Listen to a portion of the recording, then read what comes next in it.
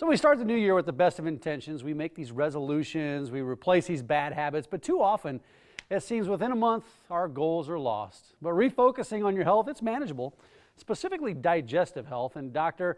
Roshini Raj and Julie Dubois, good morning. They're here this morning. How are you?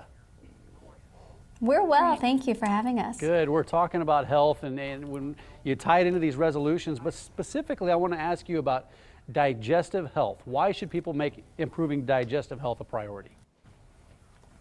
Well, when you think about it, our digestion or our gastrointestinal tract is really the cornerstone to our overall well-being. This is where we digest our food, and if you're not feeling well in your tummy, chances are you're not going to be feeling well overall. I think around this time of year, many people focus on how they look or losing weight, but they're not as focused on what's going on internally, and I think that's a mistake. Many of us do occasionally experience GI symptoms such as gas or bloating or diarrhea, but if it's happening more frequently or if it's affecting your life, it's very important to discuss those symptoms with your doctor because they may be a sign of an underlying condition such as EPI, which is something Julie has had some firsthand experience with. Yeah, that's a good point, Doctor. Julie, let's talk about you then. How are you? What are you doing? What are you doing to prioritize this digestive health, especially coming for this new year?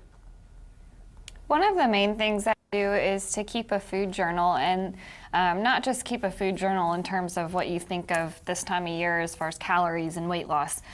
Actually keep a food journal that is more symptom related. So if I eat a certain food and notice that I have digestive problems after eating that food, write that down so I can share that information openly with my doctor.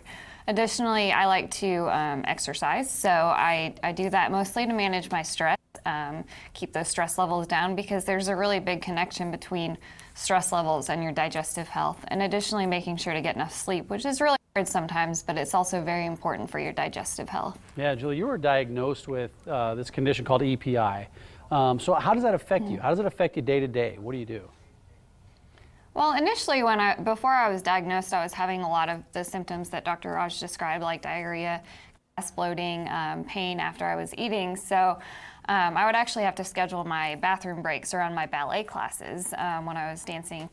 And that started to affect my lifestyle and things that I was able to do. So having that open conversation with my doctor was really important to get the proper diagnosis and get on the right path to managing the symptoms and feeling better. So I'm actually able to do what I want to do now because I've managed those symptoms. Yeah, Julie, you bring up a good point. So I want to move over to you, doctor. Why is this important to schedule these visits with your doctor really before you make any major changes to your diet or even your activity?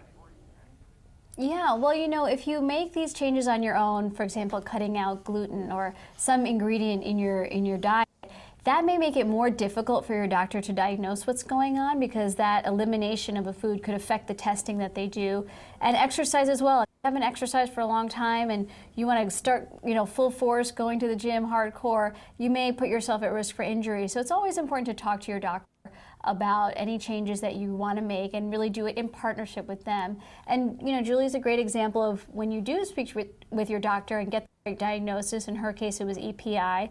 She was able to ultimately feel better. In this condition, your pancreas is not producing enough digestive enzymes to digest your food, so you really need to get the proper enzyme replacement, but also look at what you're eating, and all of those things that Julie's doing now allow her to really manage her life in a better way. Yeah, doctor, do you have a website that our viewers can go to for more information?